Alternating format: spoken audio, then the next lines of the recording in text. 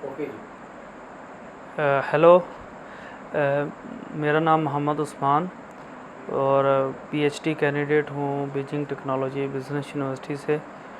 तो आज हम बात करेंगे कि साइकोलॉजी जो है वो आपकी डाइट को और डाइट साइकोलॉजी को कैसे जो है वो अफेक्ट करती है और इनका आपस में क्या रिलेशन है, डाइट एंड साइकोलॉजी का आपस में क्या रिलेशन है। तो सबसे पहले तो हम डिस्कस करेंगे कि वो कौन से फैक्टर हैं जो कि आपके जो ईटिंग प्रैक्टिसेस हैं या ईटिंग जो बिहेवियर्स हैं उनको अफेक्ट करते हैं। उसमें सबसे पहले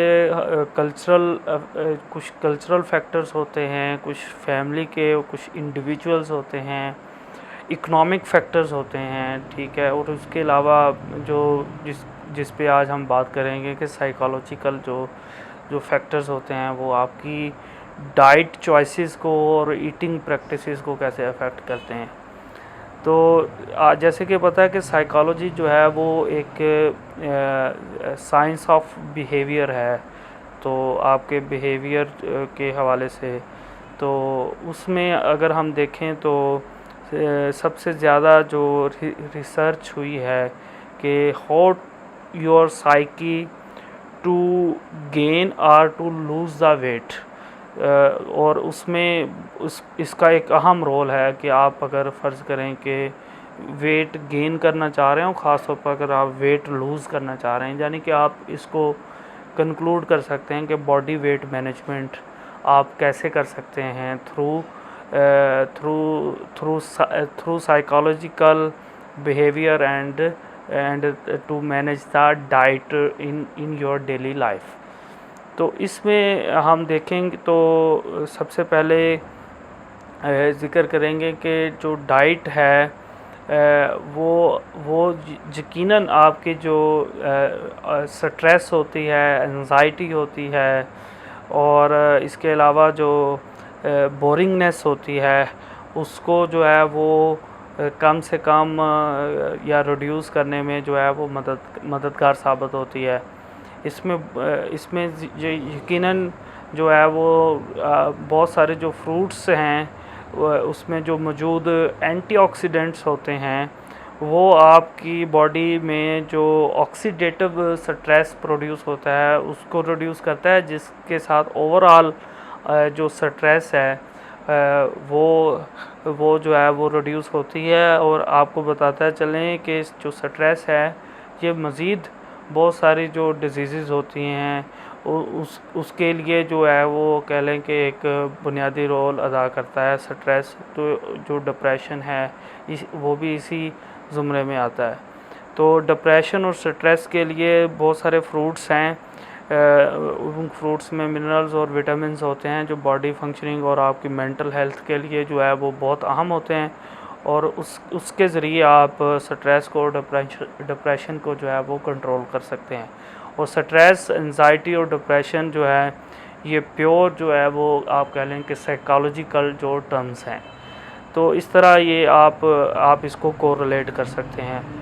दूसरा आप ये बताता चलूँ कि अक्सर औक़ात देखने में आता है कि जो इंसान किसी ख़ास वजह से स्ट्रेस का या डिप्रेशन का शिकार होता है अपनी डेली लाइफ में, वो अक्सर आपने देखा होगा कि वो हाई एनर्जी लेवल्स के जो है वो फूड का बहुत ज़्यादा इस्तेमाल करेगा।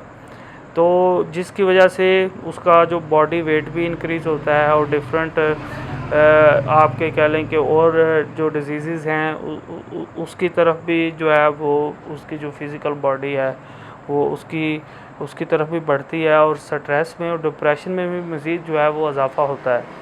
तो हमेशा से स्ट्रेस में और डिप्रेशन में जो है वो लो एनर्जी लेवल्स की जो है वो फूड्स लेने चाहिए, ठीक है। और जिसमें फ्रूट्स एंड वेजिटेबल का, जैसे मैंने पहले जिक्र किया, कि उसका इस्तेमाल करना चाहिए।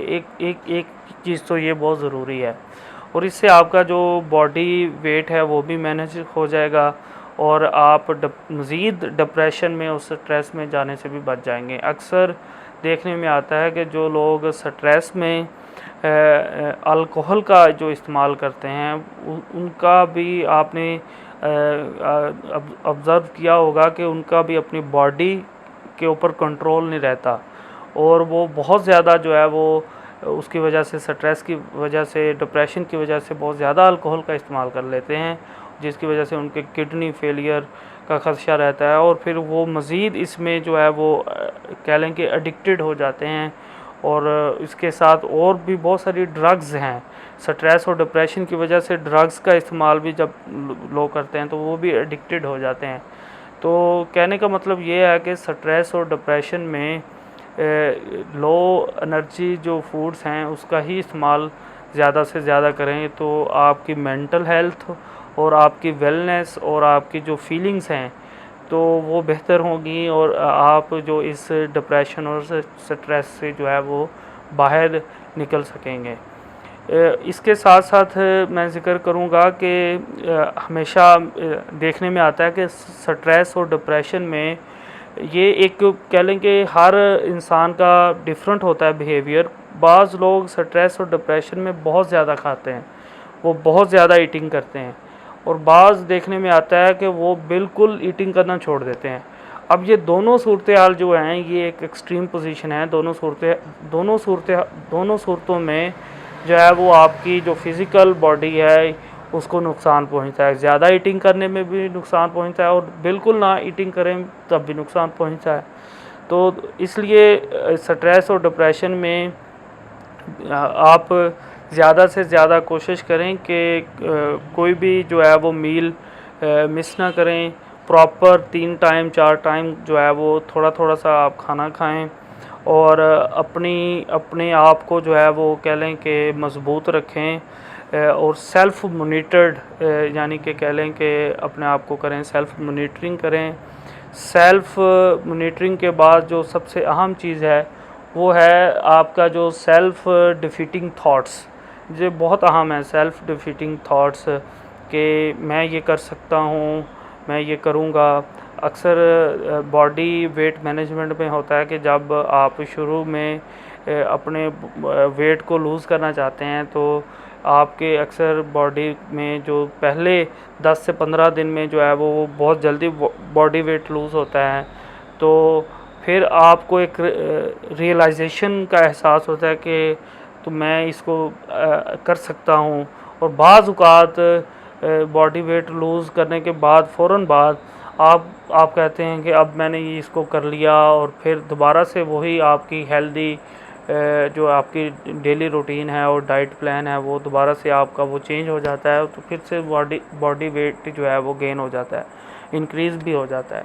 तो इसलिए ज़रूरी है कि आप अपने आप को सेल्फ़ मोनिटर्ड करते रहें, सेल्फ़ जो डिफीटिंग थॉट्स हैं उसको देखते रहें, और इसके अलावा अपने आप को जो है वो मज़बूत रखें कि how to determine the persons to change the daily life and daily life में जो डिफरेंट जो डाइट्स हैं उसको आप कैसे इस्तेमाल करके अपनी स्ट्रेस और डिप्रेशन को जो है वो डिक्रीज़ कर सकते हैं।